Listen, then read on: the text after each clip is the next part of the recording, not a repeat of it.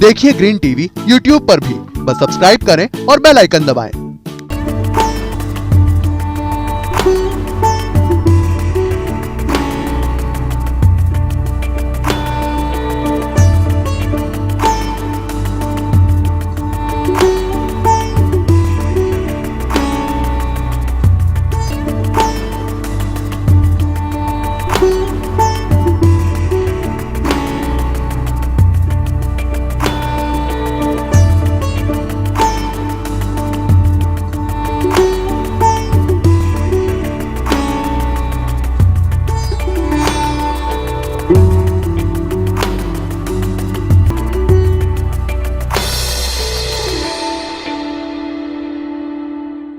नमस्कार दोस्तों, मैं अंशु कुमार आप सभी का स्वागत करती हूं ग्रीन टीवी में। और आज हम आगरा में ये किसान चौपाल लगा रहे हैं, जिसका मकसद है आलू के पोषण प्रबंधन के बारे में जानकारी देना, साथ ही में रोग कीट नियंत्रण के बारे में और ट्रैक्टर टायर मेंटेनेंस के बारे में आपको पूरे तरीके से जानकारी देना। और ये कार्यक्रम हम Uttar Pradesh agriculture department, ICL India, Dhanuka agritech limited और अपोलो टायर्स के सहयोग से कर रहे हैं। तो मैं आप सभी का स्वागत करना चाहूँगी और आज के कार्यक्रम की शुरुआत करना चाहूँगी।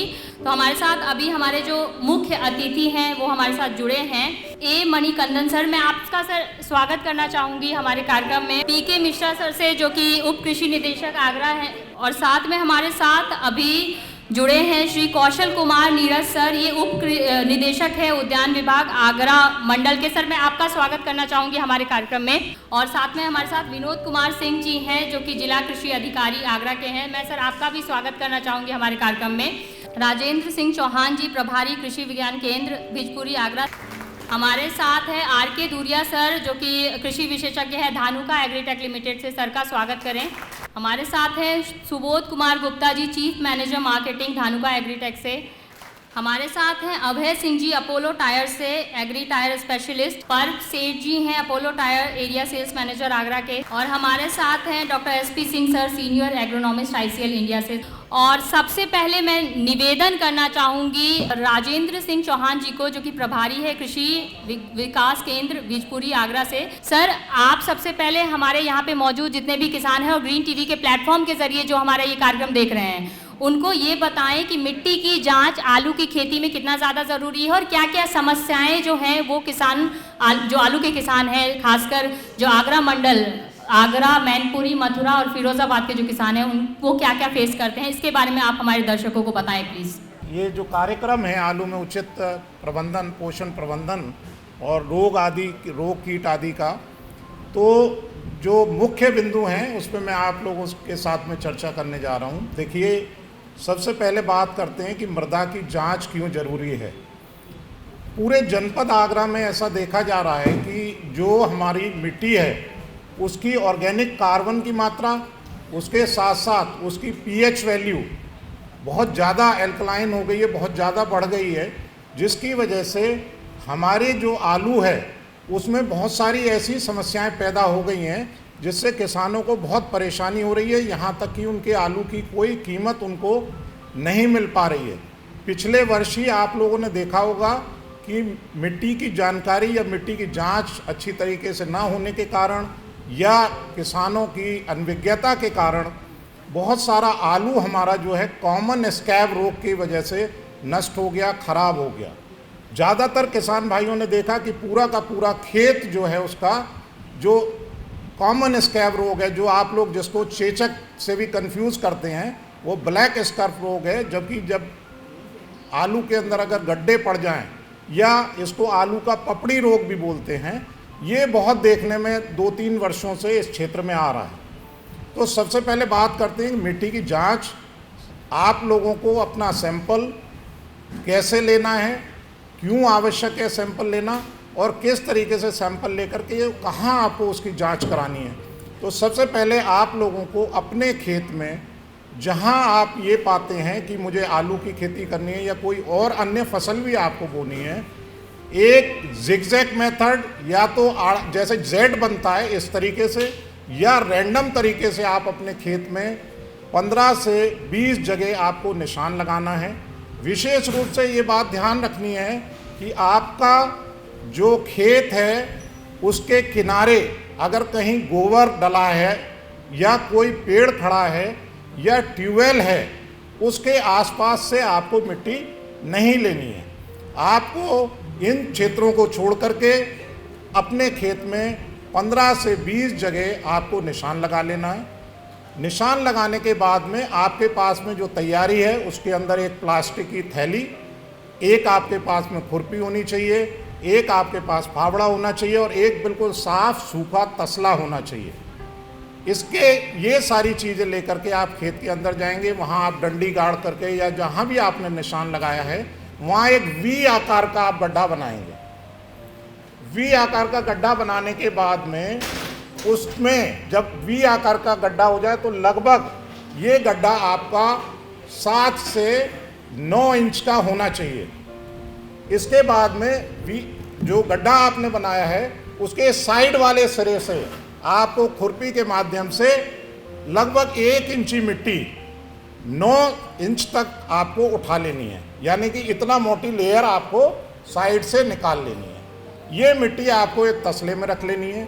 इसके अलावा जितने भी 15-20 गड्ढे हैं वहाँ से सब आप लोगों को ये मिट्टी उस तसले के अंदर इकट्ठी कर लेनी है। इकट्ठी करके आप खेत से बाहर आइए, वहाँ कोई भी साफ पन्नी बिछाइए या कोई साफ जगह उस तसले को पलट लीजिए। फिर उस मिट्टी को बहुत अच्छे ढंग से आपको मिलाना है। जब आपकी मिट्टी मिल करके एक ढेर बन जाए तो उसके 4 हिस्से कर लीजिए। मिट्टी के जो ढेर है उसके 4 हिस्से कर लीजिए। आमने सामने के दोनों हिस्सों को हटा दीजिए। इसके बाद में जो बचा हुआ 2 हिस्से हैं उनको फिर एक बार बढ़िया ढंग से मिलाइए और ये प्रक्रिया आपको तब तक करते रहना है जब तक कि आपकी मिट्टी आधा किलोग्राम न रह जाए।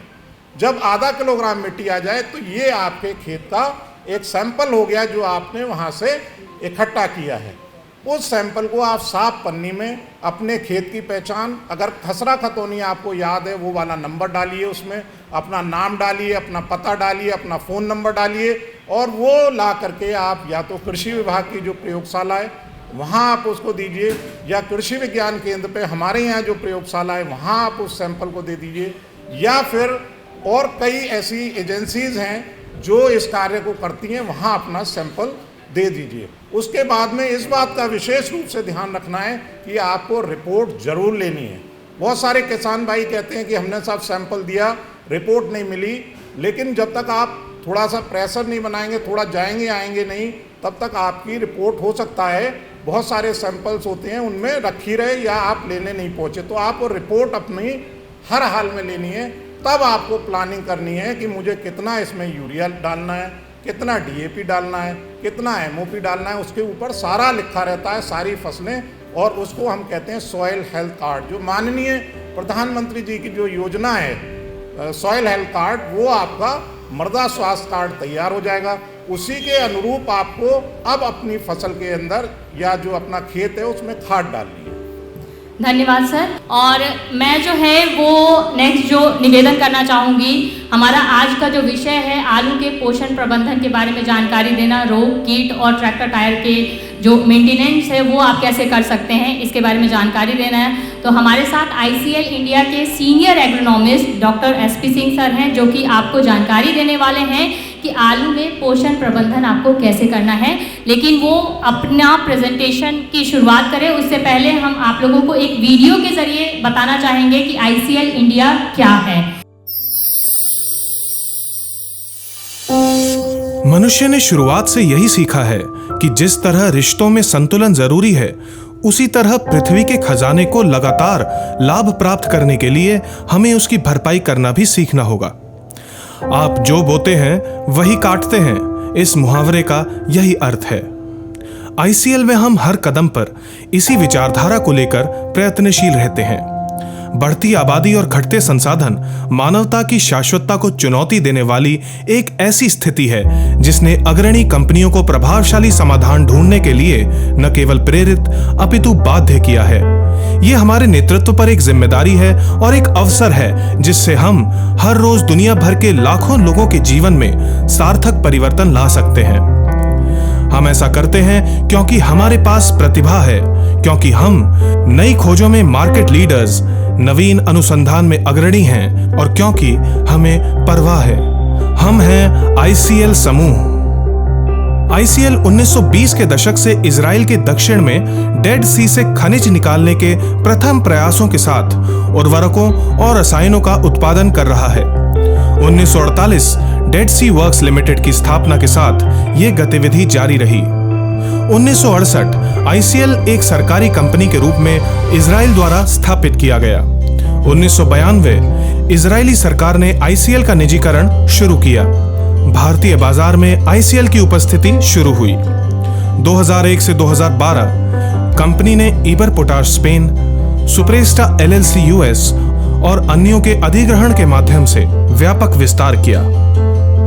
2018 में पोटाश कॉर्प ने अपनी हिस्सेदारी ICL को बेची। हम विश्व स्तर पर उत्पादन, बिक्री और नई खोज करते रहते हैं। वैश्विक खाद्य, कृषि और औद्योगिक उत्पादों के बाजार में नई खोज द्वारा उत्पादों और प्रभावशाली समाधान विकसित करने के लिए ICL एक अग्रणी वैश्विक विशिष्ट खनिज कंपनी के रूप में कृषि विज्ञान, रसायन विज्ञान, इंजीनियरिंग और ग्राहकों की आवश्यकताओं को समझने में दशकों से संचित ज्ञान का अनुभव रखती है। हमारा उद्देश्य किसानों को अत्याधुनिक समाधान प्रदान करना है। ICL एक प्रमुख संपोषणीय उर्वरक निर्माता है और उन्नत उर्वरकों का उत्पादन करता है जो फसल पोषण में सुधार करते हैं और स्थायी तरीके से स्वस्थ और मजबूत फसलों और पैदावार को बढ़ाने में मदद करते हैं। हमारे नवोन्मेष मुख्य कार्यक्षेत्र हैं खाद्य प्रौद्योगिकी समाधान, अगली पीढ़ी के उर्वरक, ई-मोबिलिटी, नवोन्मेष, संपोषणीयता, नए उत्पाद और डिजिटल कृषि। बदलती तकनीक और बुनियादी ढांचा भारत के भविष्य के उपभोक्ता और किसान के तौर तरीकों में काफी बदलाव लाएगा। जैव प्रौद्योगिकी में बड़े परिवर्तन से ऐसे पौधे पैदा होंगे जो अधिक पौष्टिक और रोग प्रतिरोधक होंगे और खेतों के स्वास्थ्य को अधिक कुशलता से नियंत्रित करेंगे। भारत की तेजी से बढ़ती आबादी को कृषि के क्षेत्र में स्मार्ट समाधान की आवश्यकता है और ICL की क्षमताएं इसके लिए विशेष रूप से अनुकूल हैं। अधिक फलदायी और स्वस्थ गतिशील विकास के रूप में सैकड़ों किसान इस जबरदस्त बदलाव को पहले ही अनुभव कर चुके हैं। कृषि उत्पादन में पैदावार की शाश्वतता को बढ़ाने के लिए भारत में जैव प्रौद्योगिकी की कहानी एक सामान्य उद्देश्य के तहत कृषिविदों, नीति निर्माताओं और कृषि रासायनिक कंपनियों को एकजुट करती है। हम पहले ही शुरुआत कर चुके हैं।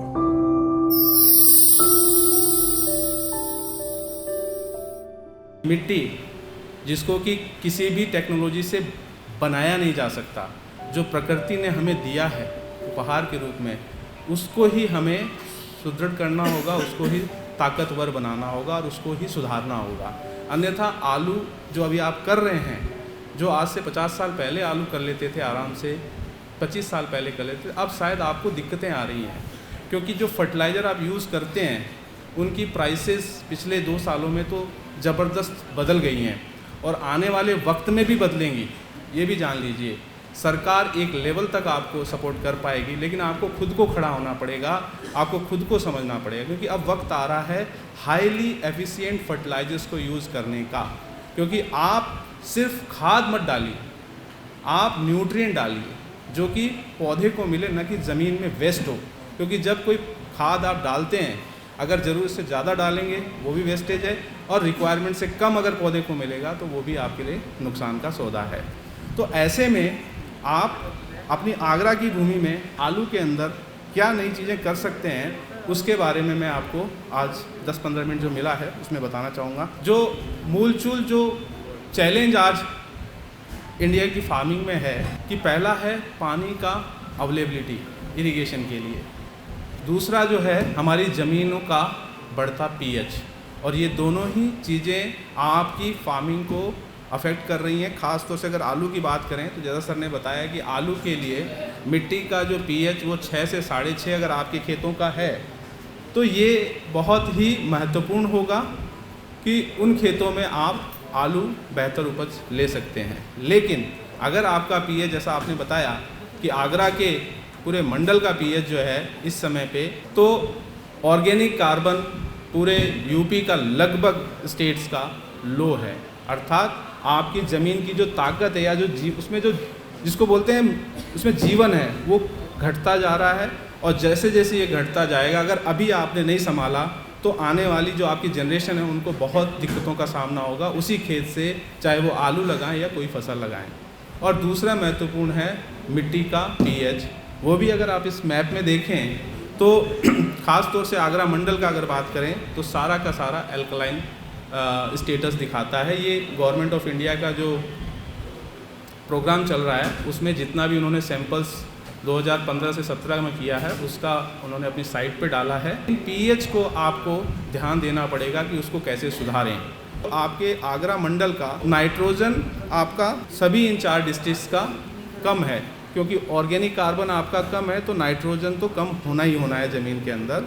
लेकिन फास्फोरस जो कि आप डीएपी इतना डालते हैं उसके बावजूद भी ये वेरी लो कैटेगरी में दिखा रहा है। ये एक सवाल खड़ा करता है कि क्या ये कितना हमको फास्फोरस पे ध्यान देने की ज़रूरत है या हम क्या कर रहे हैं।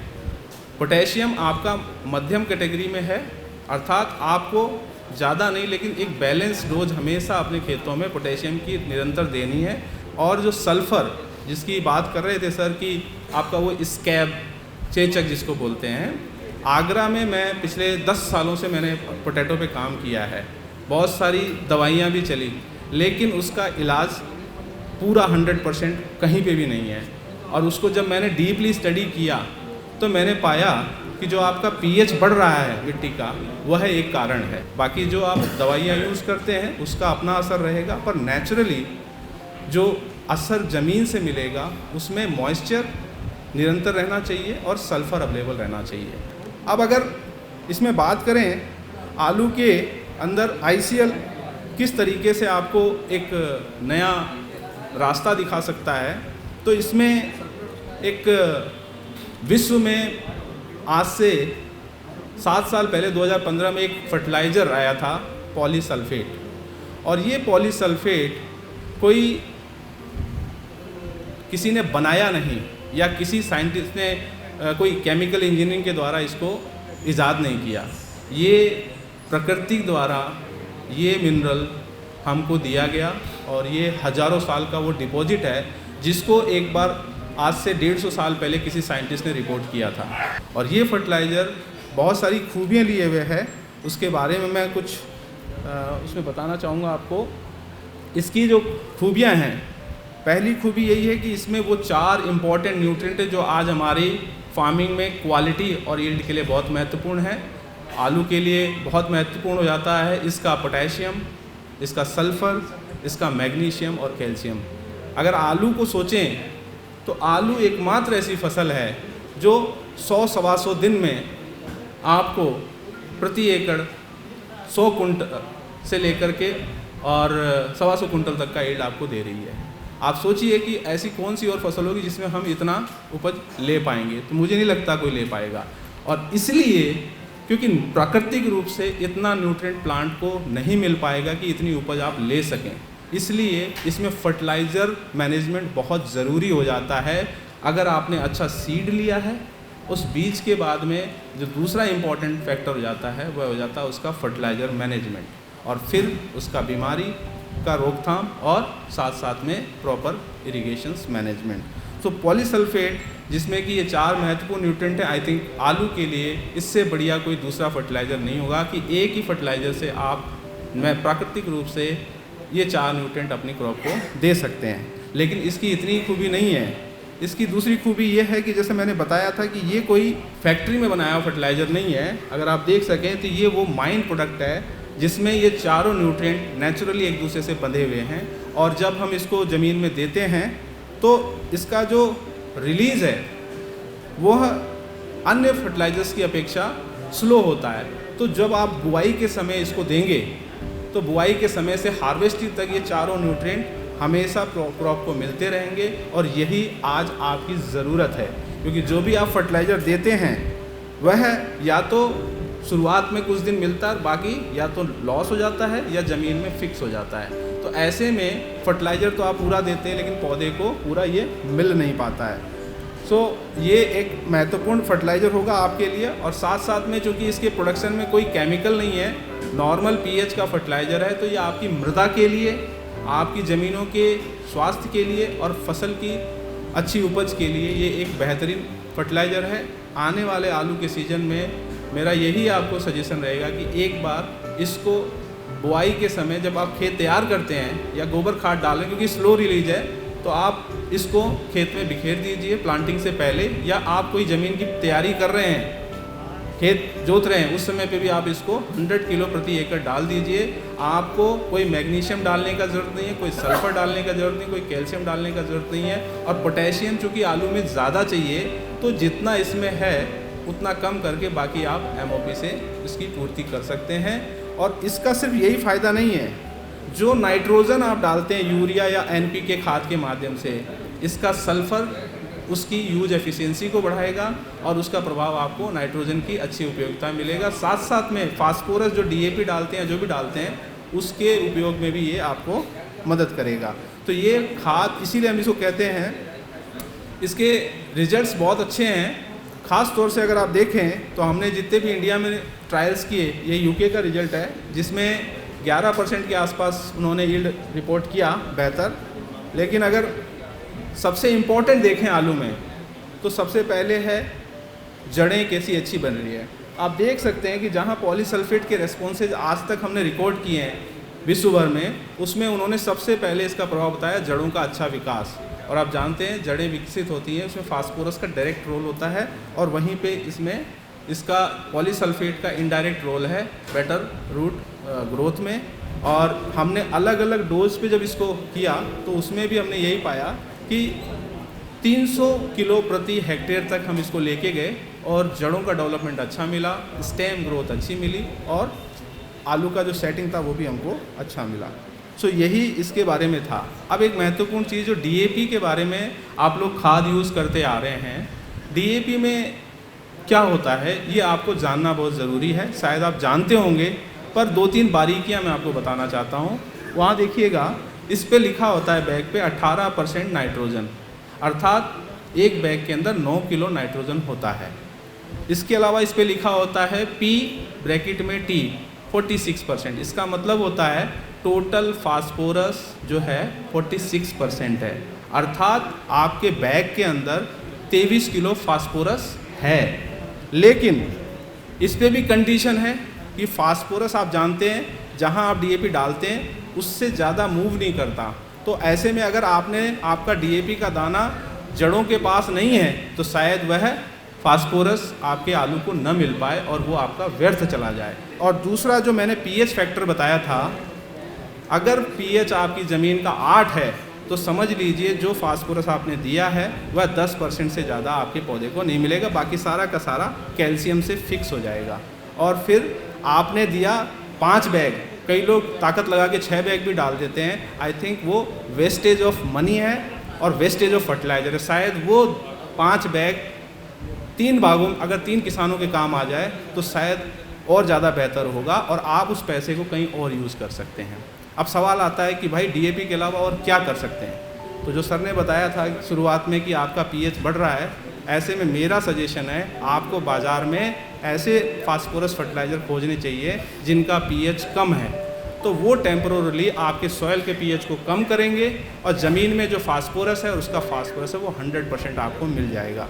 ऐसे में कुछ एक यूनिक फर्टिलाइज़र्स ICL ने इंडिया में दिए हैं, जो कि महाराष्ट्र, पंजाब, गुजरात, हर उस जगह पे जहाँ हाई pH है बहुत ही वंडरफुल काम कर रहे हैं। आप एक बार अपना के देखिएगा, ट्राई करके देखिएगा। ज़्यादा नहीं, सिर्फ 5 किलो।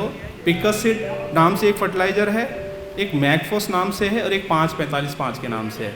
ये तीनों ही हाई फास्फोरस लो pH फर्टिलाइज़र्स हैं। ज़्यादा नहीं, जब यूरिया आप डालें 5 किलो उस यूरिया के साथ में इन तीनों में से एक डाल लीजिएगा, आपको निश्चित बेटर रिजल्ट मिलेगा। आज तक जितना भी आपने फास्फोरस फर्टिलाइज़र यूज़ किया उससे ज़्यादा इसमें रिस्पॉन्स मिलेगा। ये ICL की तरफ से मैं आपको कमिट करके जाता हूँ। और दूसरा, आप एनवायरनमेंट को भी दूषित होने से बचाएंगे। एक और महत्वपूर्ण चीज़ है, आलू की रिक्वायरमेंट बहुत ज़्यादा होती है और आलू में जब आप पीलापन देखते हो या कोई कमी देखते हो तब आप भागते हो फर्टिलाइज़र के लिए। लेकिन इन समस्या दिखने और होने के बीच में एक स्टेज होती है जिसको बोलते हैं प्लांट की छुपी हुई भूख। और ये छुपी हुई भूख को अगर आपने टाइमली एड्रेस कर लिया तो आपके आलू का जो सबसे ज़्यादा उत्पादन देने का क्षमता है वहाँ तक आप पहुँच सकते हैं, बशर्ते आपका ज़मीन का स्वास्थ्य भी बेहतर हो। तो ऐसे में फोलियर न्यूट्रिशन बहुत इंपॉर्टेंट हो जाता है। आपको अपने उसके अंदर फोलियर न्यूट्रिशंस को अपनाना चाहिए। ICL का एक वर्ल्ड बेस्ट यूनिक टेक्नोलॉजी का न्यूट्रीवांट सीरीज फर्टिलाइज़र इंडिया में इंट्रोड्यूस किया गया है और ये जिसने भी यूज किया है इसको हमको बताने की ज़रूरत नहीं है। यहाँ पे स्टॉल लगाए बाहर, उसमें एक बार देख लीजिएगा और कोशिश कीजिएगा। हमारा एक शेड्यूल भी आलू का है, वो अगर आप तक नहीं मिलेगा तो ये भी आपको ले लीजिएगा। उसको कब यूज़ करना है उसके बारे में थोड़ा समझ लीजिएगा। और हम आपको डिजिटली भी कनेक्ट करेंगे हर इस फर्टिलाइज़र, क्योंकि इतना समय दिया नहीं गया है। तो मैं यही कहूँगा, अच्छा वैरायटी यूज़ कीजिए, अच्छी तरीके से खाद का मैनेजमेंट कीजिए और जो बीमारी के बारे में आपको बताया जाएगा उसको अपनाइए ताकि अच्छे से अच्छा उत्पादन आप ले सकें। बहुत सी चीज़ें बताना चाहता था पर समय कम है, लेकिन इतना बता दें कि आपको जब nitrogen, phosphorus, potassium, sulphur, calcium की ज़रूरत को अगर आपको मापना है तो सीधा सीधा कर लीजिएगा। जितनी आपकी उपज है प्रति टन जो प्लांट अपटेक करता है वह ट्यूबर 3 किलो नाइट्रोजन और लगभग 2 किलो नाइट्रोजन पौधा लेता है, यानी 5 किलो जाता है उसके अंदर।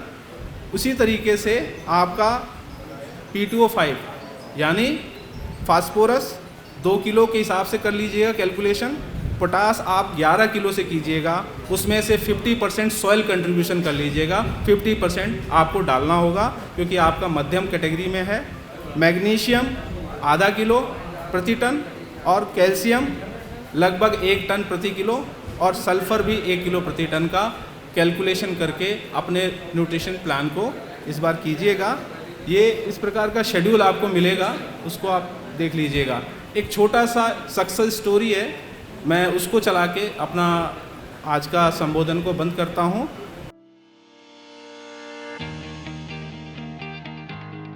ICL ने अपने न्यूट्रिशन प्रोग्राम में फसल और अवस्थाओं को ध्यान में रख सभी तत्वों की जरूरत के अनुसार अपने यूनिक उर्वरकों के साथ शेड्यूल तैयार किया ताकि फसल को तत्वों की उपलब्धता निरंतर बनी रहे। पोषण कार्यक्रमों में उपयोग किए जाने वाले ICL के उर्वरकों के कारण सभी फसल प्रदर्शनों में फसलों की बढ़वार, कंदों की संख्या और आलू का औसत वजन तुलनात्मक दृष्टि से बेहतर पाया गया। इसलिए पंजाब में जहां औसत उपज 25.7 टन प्रति हेक्टेयर और उन्नत किसानों के खेतों की उपज 29.2 टन प्रति हेक्टेयर है, वहां ICL पोषण प्रदर्शनों में आलू की उपज 33.8 टन प्रति हेक्टेयर दर्ज की है। ये उन्नत किसानों के खेतों की उपज से 16% अधिक है। इसी प्रकार उत्तर प्रदेश में 21%, बिहार में 17% और गुजरात में 10% की वृद्धि पाई गई। इसमें मैंने इस प्लॉट में मैंने पॉलीसल्फेट लगाया था तो इसमें 12-13 टन मुझे दिख रहे हैं सामने, तो उससे यानी कि अच्छा रिजल्ट दिख रहा है। आलू तो नीचे आलू लगता है, ट्यूबर्स लगते हैं अगे जेडे रूट्स ने ਉਹਦੇ वो बड़े ज़बरदस्त सी। इसमें ICL प्रोडक्ट नहीं यूज़ किया, उसमें जो ग्रीनेज है वो कम है और जिन फील्ड में ICL प्रोडक्ट यूज़ किया उनकी ग्रीनेज बहुत अच्छी है। एक एक पौधे में हमको लगा कि 300 से 400 ग्राम का अंतर आया एक एक पौधे में। तो ये उसकी साइज़ यूनिफॉर्म है। उसके बाद इसकी क्वॉलिटी भी आप देख सकते हो, शाइनिंग वाइनिंग भी देख सकते हो कि आलू की शाइनिंग भी अच्छी है અને તેનું ગુણવત્તાની દ્રષ્ટિએ જોઈએ તો બહુ જ ખૂબ આગળ પડતી છે। We are very proud to associate with ICL. I strongly recommend ICL products to the farmers.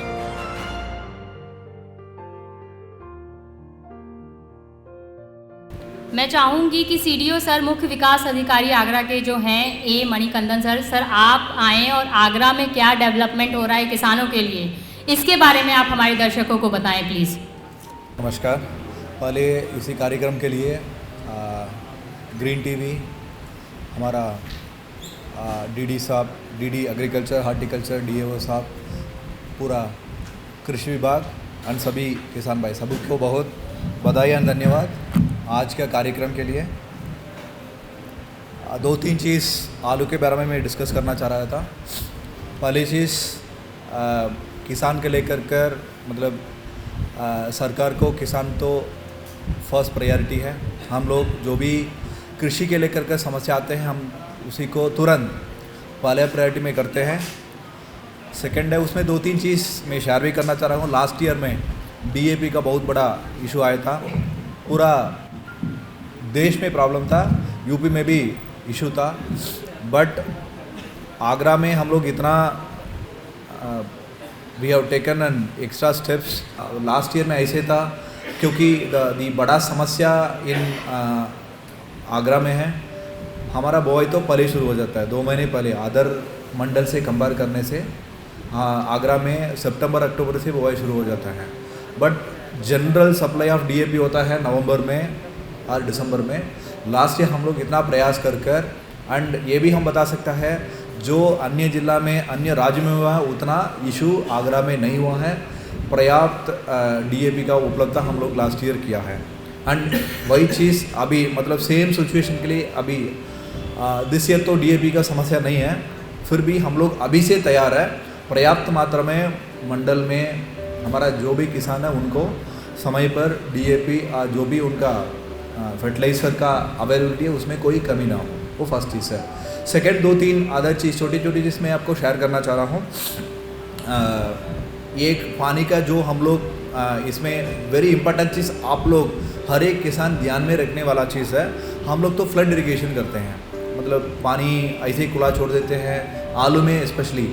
ये एक हमारा रिसर्च हम लोग लास्ट ईयर भी एक ट्रायल टाइप का हम लोग किया था एंड जो भी रिसर्च है खेती में रिसर्च से ये फाइंड आउट था, अगर हम लोग ड्रिप इरिगेशन से करते हैं आलू का साइज़ बड़ा होता है, क्योंकि हम लोग रूट में देते हैं पानी। फ्लड इरिगेशन देने से क्या होगी, वो पूरा मिट्टी हार्ड हो जाता है आसपास का, सो आलू बड़ा नहीं हो सकता है। हम अगर ड्रिप इरिगेशन में देते हैं 2 चीज़ है, कम पानी यूज़ कर सकता है। आगरा तो एंटायर मंडल है, पानी का स्कार्सिटी क्षेत्र है, डार्क जोन में आता है। सेकेंड चीज़ है हमारा आलू का साइज़ भी बड़ा होगा। आलू का अगर साइज़ बड़ा है ऑटोमेटिकली हमको लाभ भी ज़्यादा मिलेगी। सो यही मैं मैसेज आप लोग को देना चाह रहा हूँ, ज़्यादा का ज़्यादा ड्रिप इरिगेशन का प्रयास करें एंड अभी भी हार्टिकल्चर के माध्यम से ड्रिप इरिगेशन के लिए सरकारी भी 90% मानदेय देता है। अगर 1 लाख रुपया है आप केवल 10,000 रुपया पेमेंट करना है, 90,000 रुपया सरकार देगी। इतना मतलब 90% सब्सिडी में आपका ये सारा आपका उपकरण वगैरह सारा आपको मिल जाएगी, वो सेकंड है। थर्ड है 2-3 मतलब लाइक डिमांड है, हम लोग भी डिमांड रखा है आलू का ग्रेडर के लेकर कर। ये एक बड़ा समस्या है मतलब आगरा में आलू का ग्रेडर नहीं है, इसलिए हम लोग ग्रेडिंग कर नहीं बेच पा रहा है। वही एक सबसे बड़ा समस्या है, उसी के लेकर भी हम लोग शासन में सबको मतलब कई चिट्ठी लिख चुका है। हमारा जो भी गोष्ठी वगैरह हुआ है और हाईएस्ट लेवल का मीटिंग हुआ, सभी में हम लोग हमारा रिप्रेजेंट दे चुका है। मुझे लग रहा है जल्दी से जल्दी वो भी ऐड हो जाएगा। आलू का ग्रेडर वो सबसे बड़ा इम्पॉर्टेंट है। सो ये 3-4 बिंदु है मतलब आलू के लेकर कर हमारा बड़ी इम्पॉर्टेंट चीज़ है। धन्यवाद सर। तो मैं आप लोगों से बताना चाहूँगी कि जो सर लोग बता रहे हैं इन्हीं से आप लोगों से कार्यक्रम के अंत में कुछ सवाल पूछे जाएंगे और जो सही जवाब देगा उनको हमारी तरफ से कुछ इनाम दिया जाएगा। तो आप जो है वो जो बता रहे हैं सर वो प्लीज़ गौर से सुनिए। कहते हैं इलाज से बेहतर रोकथाम है, लेकिन कभी कभार रोकथाम से रोग और कीट नियंत्रण नहीं हो पाता है और हम लोगों को कुछ एग्रोकेमिकल का इस्तेमाल करना पड़ता है। तो आलू से जुड़ी हुई क्या क्या रोग है, आलू में कौन कौन से रोग लगने या कीट लगने के जो है वो ज़्यादा आशंका होती है या ज़्यादा लगने के चांसेस होते हैं, इसके बारे में हम जानेंगे। और हमारे साथ इसके बारे में ज़्यादा जानकारी देने के लिए धानुका एग्रीटेक लिमिटेड से हैं आर.के. दूरिया सर जो कि कृषि विशेषज्ञ हैं और सुबोध कुमार गुप्ता सर हैं जो कि चीफ मैनेजर मार्केटिंग हैं। तो मैं सर आप लोगों से चाहूँगी कि आप लोग 15 से 20 मिनट में जो है वो बताएं कि रोग कीट कौन कौन से लगने की संभावना होती है और धानुका एग्रीटेक के पास आलू से जुड़ी हुई कौन कौन से सॉल्यूशंस है, इसके बारे में हमारे दर्शकों को बताएं प्लीज़। Thank you. नमस्कार। मैं इस हॉल में मौजूद सभी किसान भाई, मंच पर बैठे सभी अधिकारी, वैज्ञानिकगण और मेरे साथी, मैं सभी का धानुका एग्रीटेक लिमिटेड की तरफ से हार्दिक स्वागत करता हूं और साथ ही साथ धन्यवाद देना चाहूँगा ग्रीन टीवी को जिन्होंने ये ई चौपाल क्रिएट की धानुका को मौका दिया कि आप लोगों से बातचीत कर सकें। दोस्तों, धानुका में हम लोग मानते हैं कि किसान को खाली अन्नदाता ही नहीं कह सकते, वो देश के विकास में भी मुख्य भागीदार है। ये आप लोगों ने प्रूव कर दिया है पिछले 2 साल में। कोरोना था, पूरा देश नहीं, पूरा वर्ल्ड बंद था, हर एक इंडस्ट्री बंद थी, कोई कारखाना नहीं चल रहा था, लेकिन एक चीज़ चल रही थी और वो खेती चल रही थी, कृषि चल रही थी।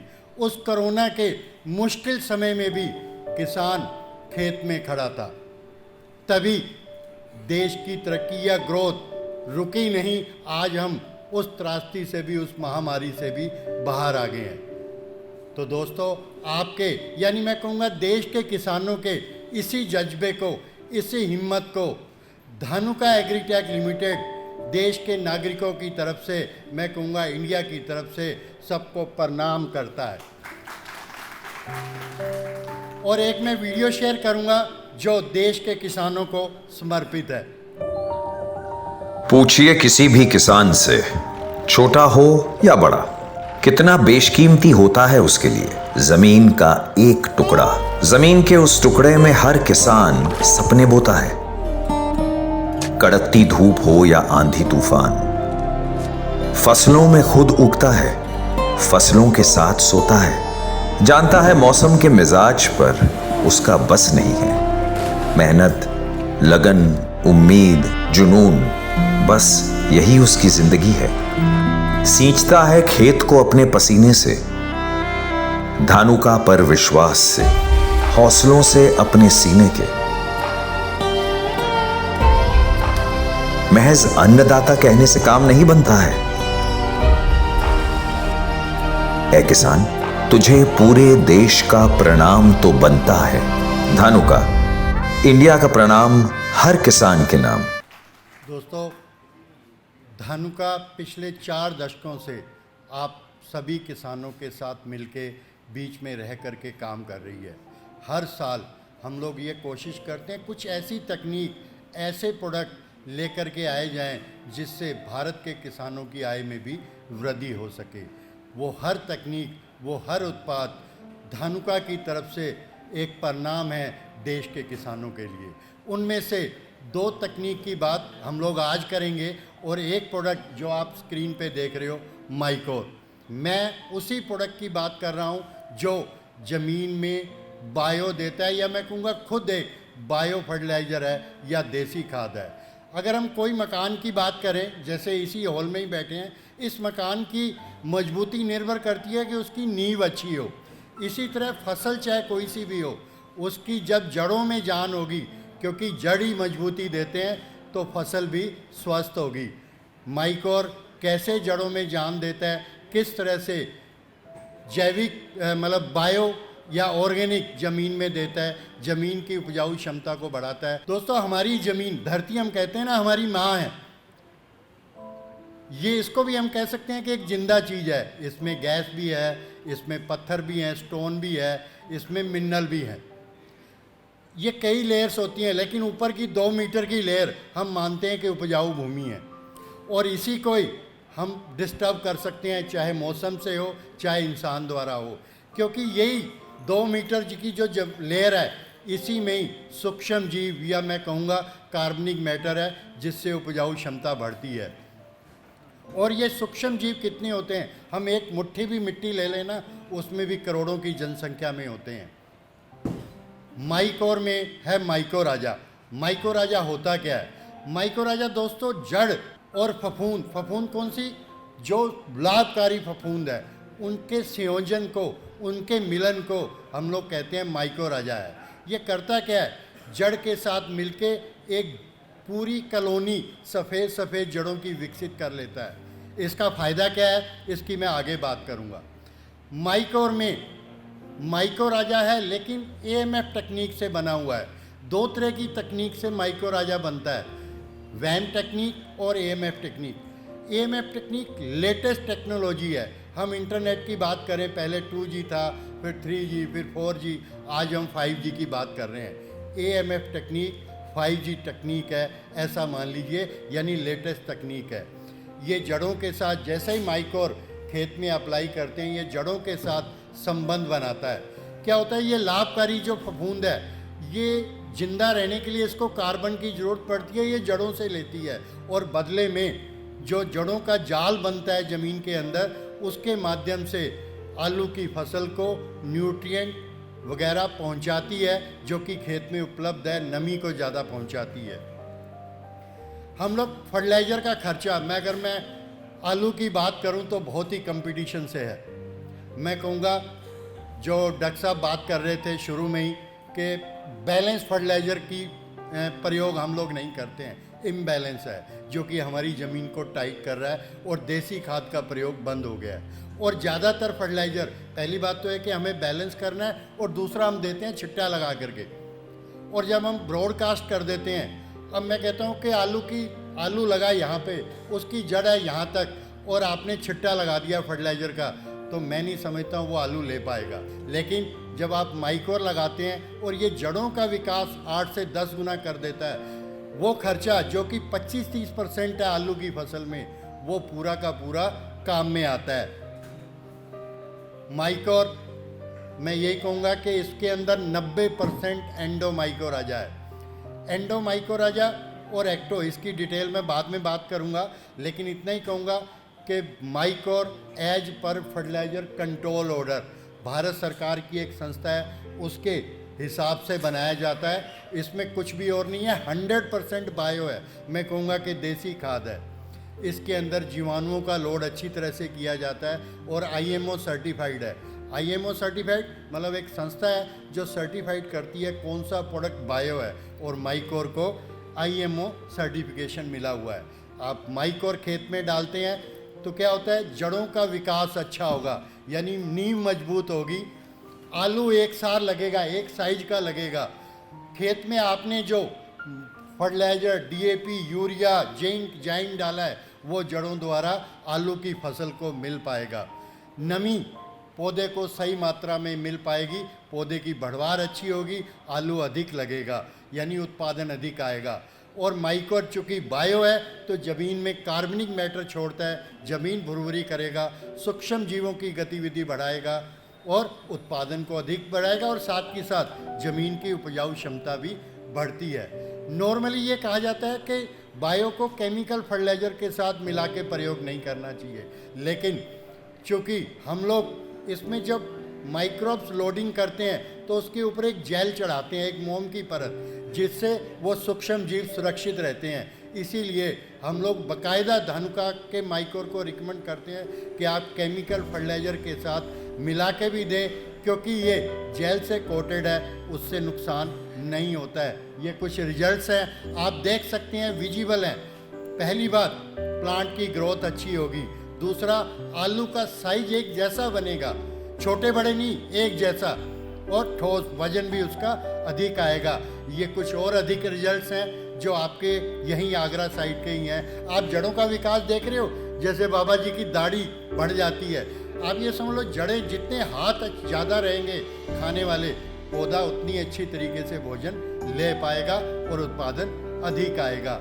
इसकी जो रिकमेंडेशन है, आप 2 बार दें आलू में, एक बार 4 किलो बुआई के वक्त और 4 किलो आपने 20-25 दिन के आसपास जब आप पहला पानी देते हैं उस वक्त, यानी टोटल 8 किलो माइक्रोर जाना है और अपनी ज़मीन की उपजाऊ क्षमता भी बढ़ानी है और साथ के साथ उत्पादन भी अधिक करना है। माइक्रोर का प्रयोग आलू ही नहीं, बाकी फसलों में भी हम कर सकते हैं। आलू और गन्ने में तो 8 किलो है, लेकिन बाकी सब फसलों में ये 4 किलो प्रति एकड़ की दर से रिकमेंडेड है। तो इसी के साथ मैं अपनी बात समाप्त करूंगा और पुनः आप सभी को प्रणाम कहूंगा और मेरे साथी को बुलाऊंगा कि उस बीमारी की बात करें जो वैज्ञानिकगण बात कर रहे थे कि रातों रात खेत खत्म हो जाता है। सभी किसान भाइयों को मेरा नमस्कार। किसान भाइयों, एक ऐसा उत्पाद जो पछेती झुलसा के लिए सेंट्रल इंसेक्टिसाइड बोर्ड द्वारा प्रमाणित CIB लेबल क्लेम है इस प्रोडक्ट का, इसका नाम है किरारी। तो किरारी जो उत्पाद है हमारे किसान भाइयों के लिए पहली बार धानुका लेकर के आया है, जो पछेती झुलसा के लिए एक रामबाण का काम करेगा।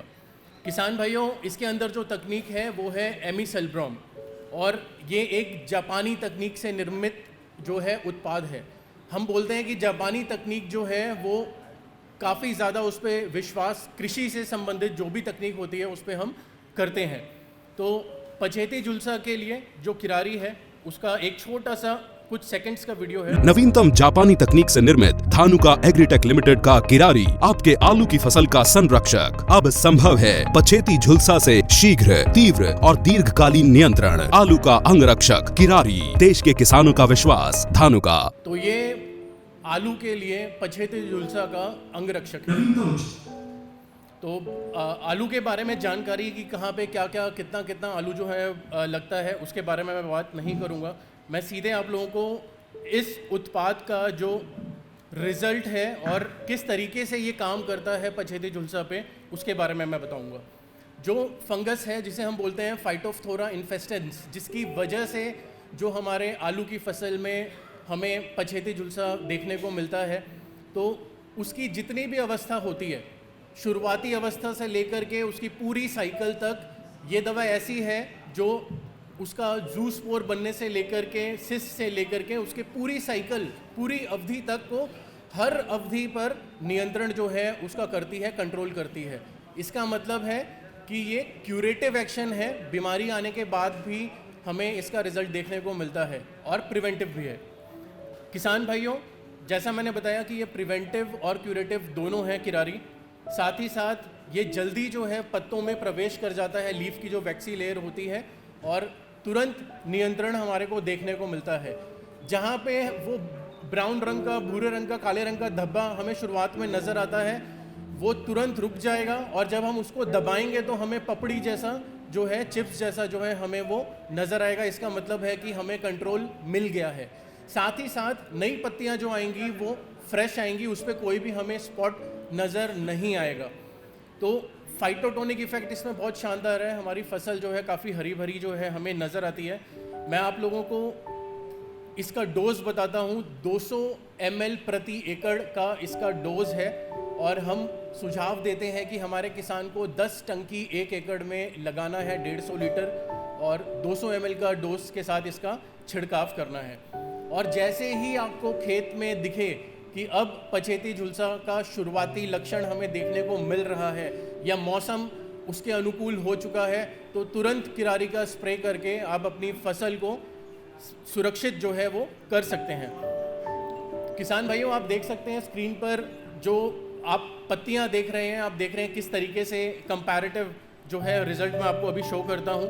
ये कुछ जगह पे हम गए थे कन्नौज में, जहाँ पे हमारे किसान भाइयों को पछेती झुलसा का बहुत भयंकर जो है अटैक आया था। तो कुछ इस तरीके से हमने जब देखा तो यहाँ पे आप देख सकते हैं कि किस तरीके से पत्तियाँ जो हैं उस पर पूरा का पूरा ब्राउन जो है वो हो चुकी थी और काफ़ी ज़्यादा कंट्रोल हमारे किसानों को डिसीज़ चेक जो है किरारी के स्प्रे करने के बाद में मिला। उसी तरीके से सेम इसमें भी आप देख सकते हैं। आप देखिए जो नए शूट आ रहे थे वो काफ़ी स्वस्थ थे और रिजल्ट को चेक कर दिया वहीं पे। पूरी फसल 24-48 घंटे में ख़त्म हो जाती है जब पछेती झुलसा का अटैक आता है। यहाँ पे आप देखिए कि जहाँ पे आया था वो वहीं पे रुक गया, उसको आगे बढ़ने नहीं दिया। तो काफ़ी लंबी अवधि तक का नियंत्रण किसानों को मिला है। इसमें भी आप देख सकते हैं कि किस तरीके से पत्ती जो एक हाथ में मेरे पकड़ी हुई है, आप देखिए कि वहाँ पे तुरंत बीमारी जो है वो रुक गई। फिर हमने कंपेयर भी किया तो देखा हमने कि जो दूसरा जहाँ पे था वहाँ पे स्पोर हमें दोबारा नए नज़र आने लगे। तो कंपैरेटिव भी हमने ये ऑब्जर्व किया। आप देख सकते हैं कि किस तरीके से किरारी ने काफ़ी शानदार जो है नियंत्रण दिया। तो किसान भाइयों, अब लेट ब्लाइट पे किरारी का प्रहार जो है वो संभव है और पछेती झुलसा से बचने के लिए, लेट ब्लाइट से बचने के लिए आप किरारी का प्रयोग 200 ml प्रति एकड़ के हिसाब से करके अपनी फसल को सुरक्षित बना सकते हैं। तो मेरी तरफ से इतना ही है। बहुत बहुत धन्यवाद। धन्यवाद सर। तो मैं जो नेक्स्ट बुलाना चाहूँगी अपोलो टायर से परब सेठ सर हैं। ये Apollo tyre area sales manager Agra के हैं और साथ में अभय सिंह जी हैं, Apollo tyre agri tyre specialist. तो मैं जानना चाहूँगी कि जो ट्रैक्टर टायर रख रखाव जो आज का हमारा विषय है वो उसमें किस तरीके से रख रखाव क्यों ज़रूरी है और कैसे ज़रूरी है, इसके बारे में आप हमारे दर्शकों को बताएं सर। सभी किसान भाइयों का बहुत बहुत स्वागत करता हूं। मैं बहुत बहुत धन्यवाद करता हूं आप लोगों का कि आप लोग आए यहाँ पे। अपोलो टायर एक बहुत ही बड़ा ब्रांड है टायर लाइन में, आप सभी लोग इसके बारे में जानते हैं। ये हर तरीके के टायर बनाती है, मोटरसाइकिल, 3 व्हीलर, कार के टायर, ट्रैक्टर के टायर, ट्रक के टायर, जेसीबी, OTR सेगमेंट के टायर, यहाँ तक कि एशिया का सबसे बड़ा टायर जो बनता है, जो झारखंड में माइनिंग में यूज़ होता है, वो टायर भी हमारी कंपनी बनाती है। हमारी कंपनी की विशेषताएं कुछ हैं, कुछ प्रोडक्ट के बारे में मैं आपको बताऊंगा और ट्रैक्टर के बारे में, ट्रैक्टर में कौन कौन से टायर कैसी कैसी कल्टीवेशन के टाइप में यूज़ होना चाहिए, उस सारे के बारे में मैं आपको बताऊंगा। सबसे पहले ये कंपनी 40 साल पुरानी कंपनी है। इस कंपनी की खासियत ये है कि ये स्वदेशी कंपनी है और बाहर जाके अपना अपना प्लांट इन्होंने लगाया है। आप देख सकते हैं कि लंदन में इनका प्लांट है, इनका हंगरी में प्लांट है, इन्होंने नीदरलैंड में लगाया है, इंडिया दुबई में इनका ऑफिसेज हैं, बैंकॉक में इनका ऑफिसेज हैं, सिंगापुर में इनका ऑफिसेज हैं, साउथ अफ्रीका में इनका ऑफिसेज है। ये सारे हमारे जो प्लांट हैं ये सारे हमने इंडिया में भी हैं, हमारे केरला में, चेन्नई में, अभी आंध्र में हमने डाला है। आंध्र और चेन्नई में जो हमारा प्लांट है वो फुल्ली रोबोटिक प्लांट है, जहाँ पे आदमी के कारण टायर नहीं बनता, पूरा मशीन के थ्रू, रोबोट के थ्रू वहाँ टायर बनाया जाता है। एक एक छोटी छोटी बारीकियाँ देखी जाती हैं कि कैसे कि हम बेहतर से बेहतर टायर बना सकें। दूसरा, ये OEMs हैं जो हमारे साथ टाई अप में हैं, New Holland tractor, John Deere, Mahindra, Escorts, Eicher, TAFE, Swaraj, Sonalika, Preet, एस, ये सारी कंपनियों में हमारे टायर, जब आप नए टायर लेते हैं तो ये टायर आते हैं। अब मैं बात करूंगा कि हमारे कौन कौन से टायर आते हैं। ट्रैक्टर में आप लोग वाकिफ़ होंगे कृषक प्रीमियम, कृषक गोल्ड के बारे में। कृषक प्रीमियम हमारा टायर आता था आज से पहले, उससे पहले आता था कृषक सुपर। कृषक के नाम से ही कंपनी ने रखा है क्योंकि इसमें आगे जो हमने टायर लाए हैं वो हम आए हैं विराट। आप बाहर भी देखेंगे हमारा डिस्प्ले लगा है विराट के नाम से, जो अभी हम नया टायर लेके आए हैं। ये टायर कितना बेहतरीन है, इस टायर की क्या खूबियां हैं, ये सब चीज़ हम आगे चल के आपको बताएंगे। हम 4 गुड्डी में भी टायर लेके आए हैं। अगला टायर जो है 4 गुड्डी के लिए, प्लेन गुड्डी भी आई है और कृषक प्रीमियम गुड्डी भी आई है, CR ऑल कैट्स के गुड्डी भी आई है। सारे चीज़ों के बारे में हम आपको आगे चल के बताएंगे। हमारी कंपनी में पहली एक ऐसी कंपनी है जो रेडियल टायर भी लेके आई है, जिसका नाम हमने दे रखा है फार्म किंग। ये रेडियल टायर है, ट्रैक्टर में पहली कंपनी है जो रेडियल टायर बनाती है, जिसमें स्टील के तार पड़े हुए हैं, जो कि आपको, अब कई किसान भाई लोग हैं जो खेती में भी काम करते हैं और उसको हॉलेज में भी यूज़ करते हैं। भट्टे हैं, भट्टे में यूज़ कर रहे हैं या कोई सामान ढो के लेके जा रहे हैं। इन दोनों एप्लीकेशन के लिए फार्म किंग सबसे बढ़िया टायर है, लेकिन इसकी जानकारी नहीं है। इसका जो हमारे डीलर महोदय लोग हैं वो जानकारी नहीं मार्केट में दे पाते। आप लोगों को कहीं ना कहीं लगता है कि थोड़ा महंगा है। चीज़ महंगी ज़रूर होती है लेकिन चीज़ अच्छी होती है।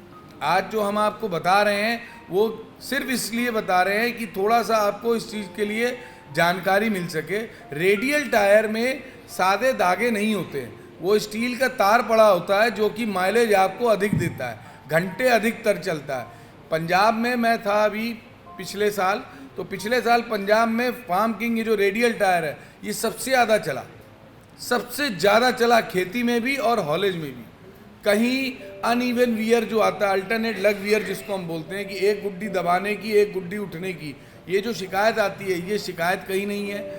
बराबर घिसाई है, बराबर घंटे माइलेज आपको ज़्यादा मिलते हैं और प्रॉपर पूरी पकड़ के साथ चलता है। रेडियल और सादे टायर में जो सबसे बड़ा डिफरेंस है वो ये है कि सादा टायर जब आप हवा डालते हैं तो वो पूरी पकड़ ज़मीन में नहीं बना पाता, वो बीच से उठता है, साइड से उठेगा बीच में पकड़ बनाएगा। रेडियल टायर की खासियत ये रहती है कि वो पूरा छाप छोड़ के जाएगा मिट्टी में, पूरा ऐसे।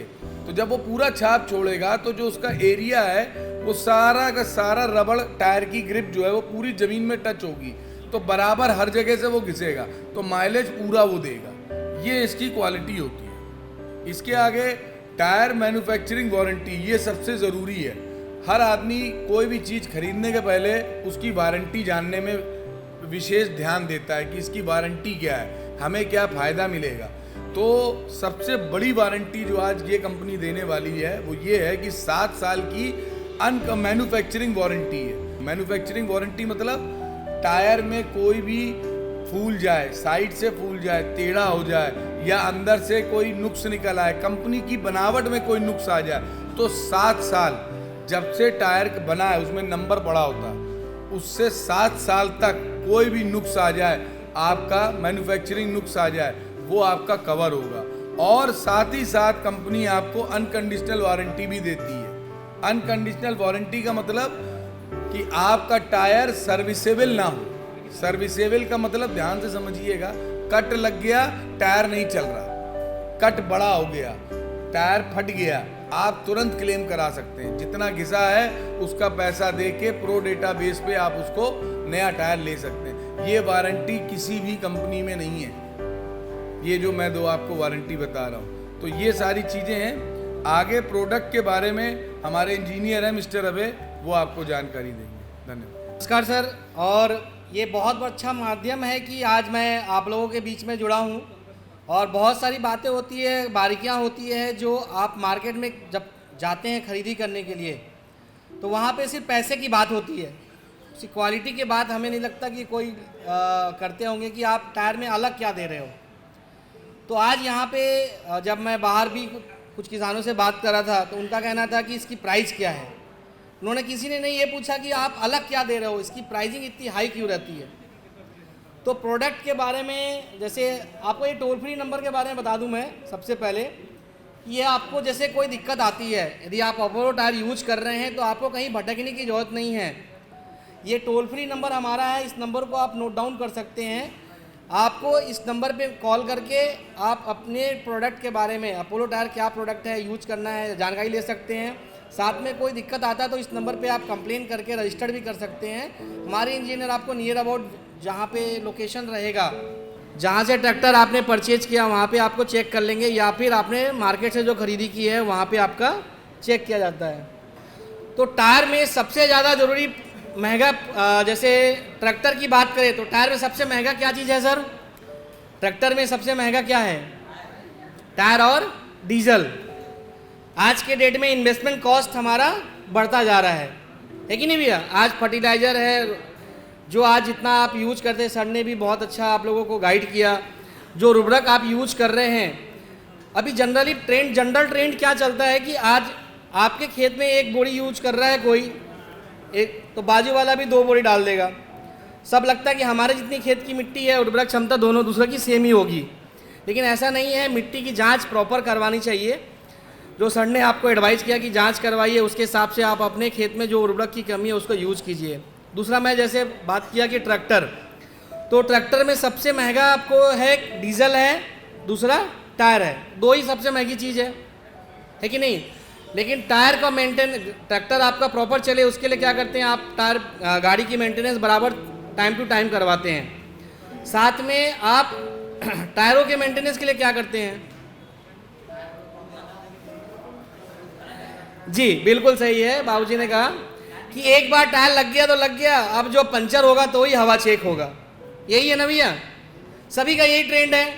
एक बार जो टायर लग गया उसके बाद हवा कब चेक होगा? जब पंचर होगा या फिर मंडी जाएगा या फिर बाहर जाता है तभी चेक होगा। चेकअप करवाते हैं,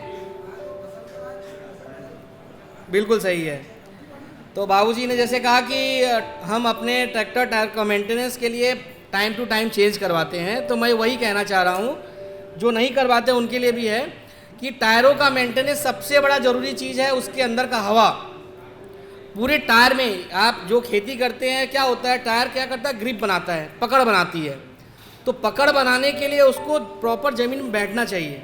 जितना वो बैठेगा उतना ज़्यादा आपको स्लीपेज कम होगा। जितना स्लीपेज कम होगा उतना आपका टायर की घिसाई कम होगी।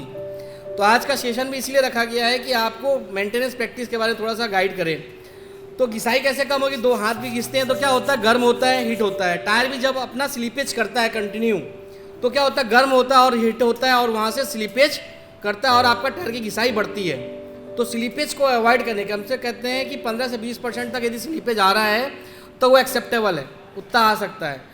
लेकिन कंटिन्यू स्लीपेज कर रहे हैं आप, उसको मूव कर रहे हैं तो क्या होगा, टायर की घिसाई बढ़ती है।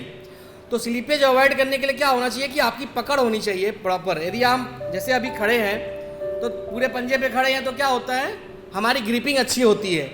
यदि हम दोनों पंजों पे खड़े हो जाएं तो क्या होगा, पकड़ कम हो जाती है। तो हवा वही चीज़ को करता है कि ट्रैक्टर टायर में एप्लीकेशन के हिसाब से, जैसे आप यहाँ पे देख रहे होंगे पलटी प्लाव दिख रहा है, यहाँ पे डिस्क प्लाव यूज होता है, पलटी प्लाव होता है। तो वहाँ पे क्या होता है, गहराई ज़्यादा लेना पड़ता है हमें। गहराई ज़्यादा लेने के लिए क्या होता है, पकड़ बनाना है हमें, गहराई लेना है और खींचना है। ट्रैक्टर का मेन मकसद क्या होता है, कोई भी इम्प्लीमेंट को खींचना। तो खींचने का जितना गहराई, जितना पकड़ बना के वो चलेगा उतना आपकी टायर की सर्विस अच्छी आएगी। तो वहाँ पे हम 12 से 12 PSI का हवा रिकमेंड करते हैं। 12 से 14 PSI आप अपने ट्रैक्टर टायरों में यूज कीजिए एप्लीकेशन के हिसाब से। उसके बाद क्या इम्प्लीमेंट यूज करते हैं, कल्टीवेटर है, रोटावेटर है और सीडिंग, ये तीन इम्प्लीमेंट हम यूज करते हैं। वहाँ पे आप 15 से 16 PSI हवा आप यूज कीजिए। अब फसल तैयार होने के बाद हम मंडी लेके जाना है तो क्या वहाँ पे क्या होता है, लोड को कैरी करना है, उठाना है। और जनरली हमारे ट्रॉली का जो लोड आएगा, एग्रीकल्चर लोड आपका 4 से 5 टन मैक्सिमम आएगा, इससे ज़्यादा तो नहीं आएगा। 10 टन 12 टन भी जाता है, आपकी ट्रॉली के साइज पे डिपेंड करता है। तो वहाँ पे कोई ट्रॉली मैन्युफैक्चर तो फिक्स है नहीं। तो आप यदि लोड बढ़ाते हैं तो बढ़ाने तो क्या होगा, लोड जैसे हमने बताया पूरे ट्रैक्टर का लोड और जो लोड है वो 90% उठाता है टायर के अंदर का हवा। तो वहाँ पे आपको 18 से 20 PSI हवा आपको बड़े वाले टायरों पे करना होगा। और ट्रैक्टर के अगले वाले टायरों में कॉमन आप रेगुलर, क्योंकि अगले वाले टायर जो हैं वो सिर्फ डायरेक्शन देने के लिए होते हैं, आप प्रॉपर डायरेक्शन में चलने के लिए होता है। तो वहाँ पे आप अगले वाले टायर में 28 PSI हवा को आप मेंटेन कीजिए। और हॉलेज एप्लीकेशन, जैसे कि अब कंटिन्यू ट्रैक्टर जो है मल्टीपर्पज़ यूजेज हो गए हैं, मतलब ऐसा नहीं कि आप खेती में ही खाली उसको यूज़ कर रहे हैं, उसको आप ढुलाई में भी यूज़ करते हैं, ईंट भट्टे पे यूज होता है, रेती बालू पे यूज होता है। तो आज मल्टीपर्पज़ हो गया। तो जैसे जैसे आप लोड बढ़ाएंगे ट्रैक्टर टायरों पे, लोड बढ़ेगा तो आपको एयर प्रेशर को बढ़ाना पड़ेगा। आप लोग अभी बाहर में देखेंगे हमारे स्टॉल लगा हुआ है रो क्रॉप टायर का। तो इससे पहले एक और मेंटेनेंस प्रैक्टिस और बता दूं सर, जैसे हमने डिस्कस किया कि अभी जो ढुलाई में चलाते हैं ट्रैक्टर, जनरली देखते हैं उनकी एक गुड्डी घिस रही है, गुड्डी नहीं घिस रही है, शिकायत आती है। रीज़न क्या होता है कि एक लग पे एक लग दब रहा है, एक नहीं दब रहा है। आपने दोनों का पैसा दिया था कि एक का दिया था, दोनों का दिया है ना। तो हमें चाहिए स्मूथ बराबर घिसाई होनी चाहिए। उसके लिए जो अटैचमेंट पॉइंट है, ट्रैक्टर ट्रॉली जो अटैच होता है जहाँ हिंज पॉइंट पे, क्योंकि हमारी जो ट्रॉली होती है सिंगल एक्सल ट्रॉली होती है, उस पर 2 टायर लगे होते हैं, 4 टायर तो होते नहीं है ट्रॉली में। सिंगल एक्सल ट्रॉली है, डबल टायर होते हैं, किसी में सिंगल टायर होते हैं। जो अटैचमेंट पॉइंट है उसमें एक बड़ा सा बोल्ट होता है जहाँ पे आप अटैच करते हैं, ठीक है सर। उसमें आगे पीछे प्ले नहीं होना चाहिए। आगे पीछे प्ले होगा तो जितनी बार लोडेड गाड़ी आप चलाएंगे वो झटका लेगा, पीछे मारेगा। जितना झटका लेगा उतना एक लग पे प्रेशर डालेगा और उसको घिसाई कर देगा। यदि आपके टायर में किसी भी कंपनी का होगा, यदि ये प्रॉब्लम आता है तो आप क्या कीजिए, दोनों टायर को साइड पलटी कीजिए, अल्टी पलटी कीजिए। उसके बाद जो ट्रॉली का जो अटैचमेंट पॉइंट है, आगे पीछे प्ले है बड़े वाले में, तो उसमें प्ले में आप उसको सही कीजिए। प्लस उसका बेस क्या होता है, ट्रॉली जब चलती है तो लहराती है, थोड़ी लहराने से क्या होता है, उसका बेस मेटल का होता है वो कट जाता है। तो वो सीट को भी प्रॉपर उसको वेल्डिंग करवा के उसको प्रॉपर करवाइए। उसमें खर्च कितना आएगा, 100-200 रुपया वेल्डिंग में, कटिंग में।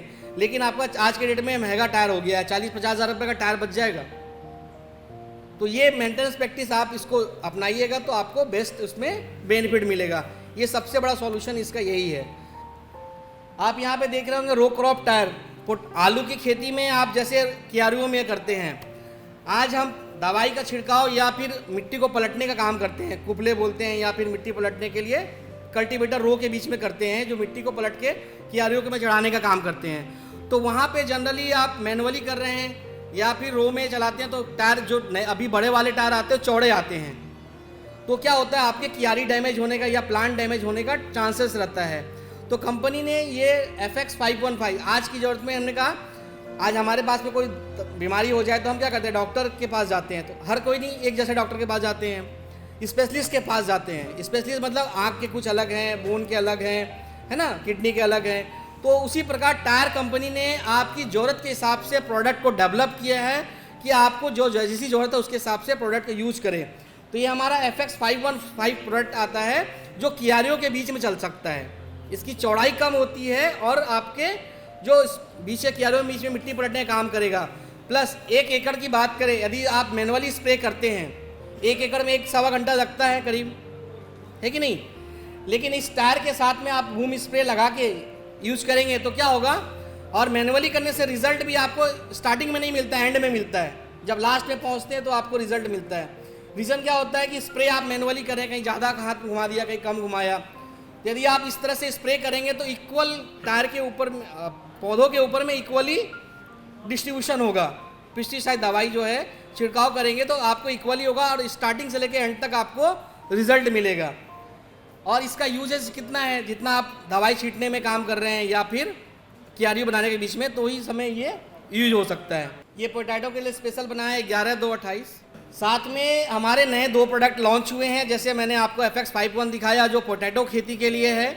इसके अलावा जो प्रोडक्ट हमारे पास आया विराट, आज के डेट में इस प्रोडक्ट का इतनी धूम मचा चुका है, जिस किसान भाई ने इसको यूज किया है और दूसरा यूज नहीं कर पाएंगे। और साथ में जिस गांव में ये टायर गया है उस गांव में दूसरा कोई प्रोडक्ट जा नहीं रहा है। ये विराट का खासियत ये, किसी भी कंपनी से इसकी जो सर्विस आती है 15 से 20% सर्विस ज़्यादा मिलता है। साथ में इसकी लक की जो डिज़ाइन बनाई गई है, इस तरह अपना स्लीपेज कब करता है, जैसे मैंने स्लीपेज की बात कहा था, स्लीपेज कब करता है जब मिट्टियाँ फंसती है ग्रुप के बीच में। तो इसके सेल्फ क्लीनिंग प्रोडक्ट बनाया गया है। और जब भी आप ट्रैक्टर चलाते हैं तो क्या होता है, सेंटर में ही पकड़ बनता है, जो टच पॉइंट एरिया है वो सेंटर में ही आता है। तो सेंटर को ब्राउड बनाया गया है पकड़ ज़्यादा बनाने के लिए, क्योंकि नायलॉन टायर देखते हैं दोनों साइड से हमेशा उठा हुआ दिखता है, और हमेशा देखते हैं आपके टायर की जब घिसाई हो जाती है तो क्या होता है, दोनों कॉर्नर में रबड़ बचा रह जाता है, सेंटर की घिस जाती है ना। तो ये इस तरह से बनाया गया इसकी डिज़ाइन की सेंटर में ही आपको लोड को ट्रैक्शन लाए और एंड तक डिस्ट्रीब्यूट करे, तो फुटप्रिंट एरिया आपको ज़्यादा मिलता है। साथ में इसमें आपको कंपनी की तरफ से 3 बार इसको रिटेड भी करवा सकते हैं, इसकी केसिंग इतनी मजबूत बनाई गई है। तो ये हमारे बड़े वाले टायर के प्रोडक्ट हैं और मैं ज़्यादा डेप्थ में नहीं जाऊँगा। हमारे पास में ट्रैक्टर फ्रंट में भी है, जो हमने कहा इसमें भी आपके एप्लीकेशन हिसाब से एक हमारा प्रोडक्ट है, ये 3 रिप बटन है, जो आपको सेल्फ क्लीनिंग प्रॉपर्टी के साथ में सेंटर से प्रोडक्शन ज़्यादा देता है। ये विराट फ्रंट टायर है F2 में। साथ में आप देखते हैं टायर की जब साइड वॉल जो घिस जाती है अगले वाले टायरों की घिसावट हो जाती है ना, रीज़न क्या होता है, प्लाव एप्लीकेशन में रबड़ घिसता है, तो इसका साइड वॉल बहुत खड़ा है, स्ट्रेट बनाया गया है कि आपको घिसाई वहाँ पे ना हो। तो ये हमारे प्रोडक्ट है 4R, ये मल्टीपर्पज़ यूज है, जिनका ट्रैक्टर हॉलेज और ढुलाई दोनों में चलता है, वहाँ पे आप इसको यूज कर सकते हैं। ये 2 प्रोडक्ट हमारा, तो ये प्रोडक्ट रेंज है। और जैसा कि आपको सर ने कहा कि हमारे टायर में आपको 7 साल की मैन्युफैक्चरिंग वारंटी, 3 साल या आधे माल तक में आपकी गलती से भी टायर में कोई एंगल लग जाए, फट जाए, कि दुर्घटनाग्रस्त हो जाता है तो हम आपके प्रोडक्ट को चेंज करते हैं, घिसाई का पैसा लेगा। और आपके मन में टायर या प्रोडक्ट रिगार्डिंग कोई भी जानकारी चाहिए हैं तो बाहर स्टॉल के समय मैं बाहर मिलूंगा, आप प्रोडक्ट देख भी सकते हैं, समझ भी सकते हैं, वहाँ पे आप हमसे जानकारी भी ले सकते हैं। धन्यवाद सर।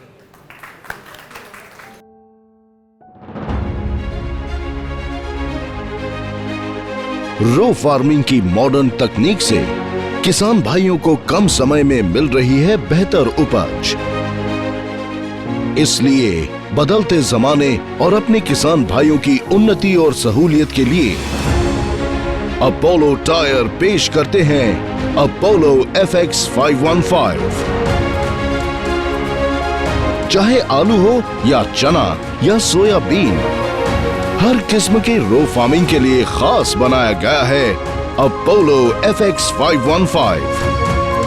इसकी ऊंचाई और चौड़ाई खास रो फार्मिंग को ध्यान में रखकर बनाई गई है, ताकि फसल को बिना नुकसान पहुंचाए ये बड़ी आसानी से खेत में चलता रहे और आखिर तक आपके कदम से कदम मिलाता हर काम आसानी से कर जाए। अपोलो FX 515, ये बिना रुके बस बढ़ता रहे, आपकी प्रगति का साथी। अपोलो FX 515 रो फार्मिंग के लिए है खास।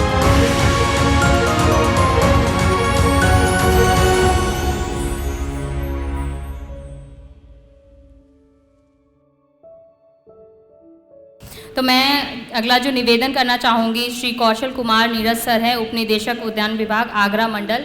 सर मैं आपसे जानना चाहूँगी कि आलू का सीज़न स्टार्ट होने वाला है, तो आपकी तरफ से हॉर्टिकल्चर डिपार्टमेंट की तरफ से क्या तैयारी है किसानों के लिए, खासकर आलू किसानों के लिए, ये बताएं प्लीज़। आज के इस कार्यक्रम में आप सभी का बहुत स्वागत है। मैं बहुत धन्यवाद देना चाहूँगा ग्रीन टीवी और एग्रीकल्चर डिपार्टमेंट का कि आलू के लिए एक डेडिकेटेड कार्यक्रम, एक पूर्ण रूप से समर्पित कार्यक्रम यहाँ पे आयोजित किया गया है। और हम लोगों को इस बात का गौरव महसूस करना चाहिए कि आगरा मंडल पूरे प्रदेश में नंबर 1 है आलू उत्पादन में। राष्ट्र में लगभग 6.1 लाख हेक्टेयर क्षेत्रफल पर आलू उत्पादन होता है, जिससे पैदावार की दृष्टि से देखा जाए, उत्पादन की दृष्टि से, तो लगभग 150 लाख टन आलू उत्पादित होता है।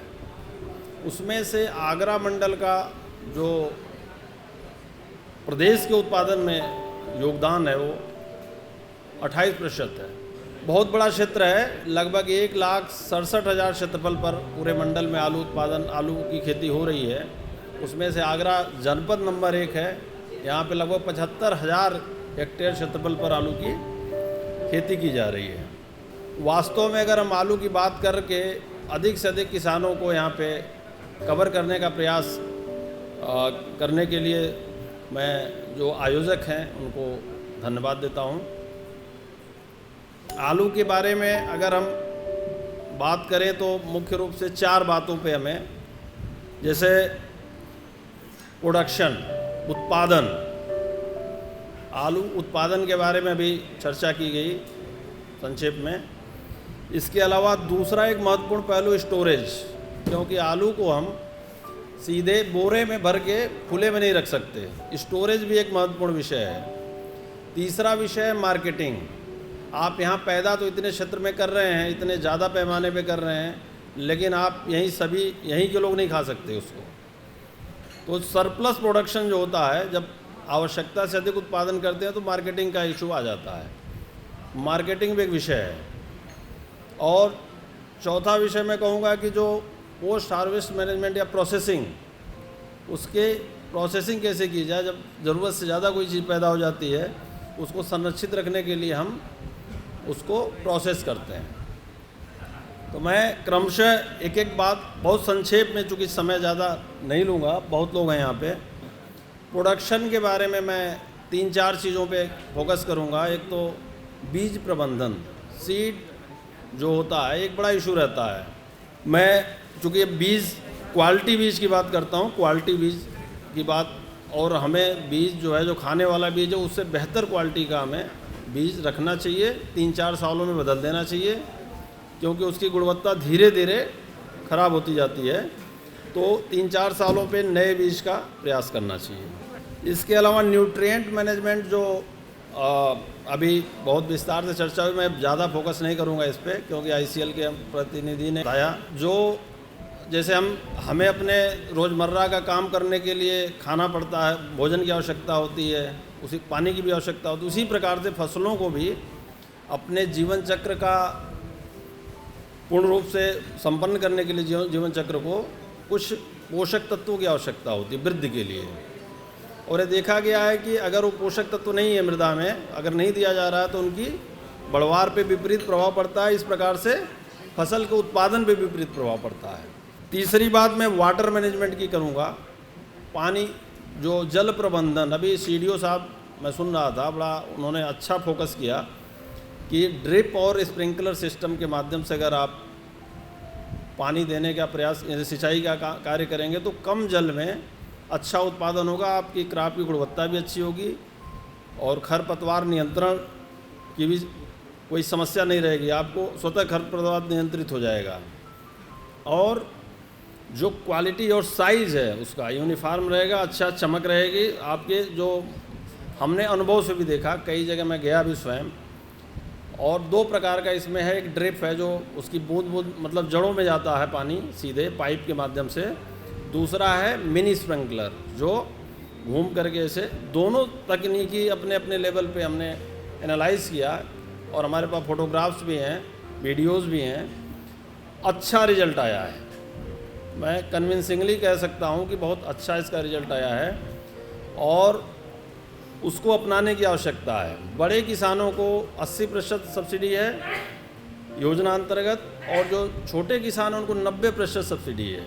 तो इसका लाभ लेना चाहिए। ऑनलाइन पंजीकरण करा के, जैसे कृषि विभाग की अन्य स्कीमों का आप लाभ लेते हैं, उसी प्रकार से ऑनलाइन पंजीकरण हॉर्टिकल्चर विभाग के जो पोर्टल उस पर करा करके उसका लाभ ले सकते हैं।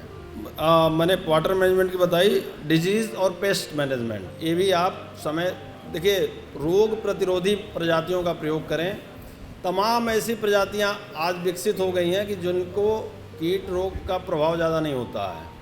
अब नई पहले कुफरी बहार के पीछे हम पड़े रहते हैं, मतलब 37-97 ही हमें चाहिए भाई, ऐसा क्यों? और भी प्रजातियां आ गई हैं। आप चिप्सोना कोई यहाँ का किसान नहीं पसंद करता है, कारण उनके होंगे, उनके कहने की बात है कि भाई उत्पादन कम होता है।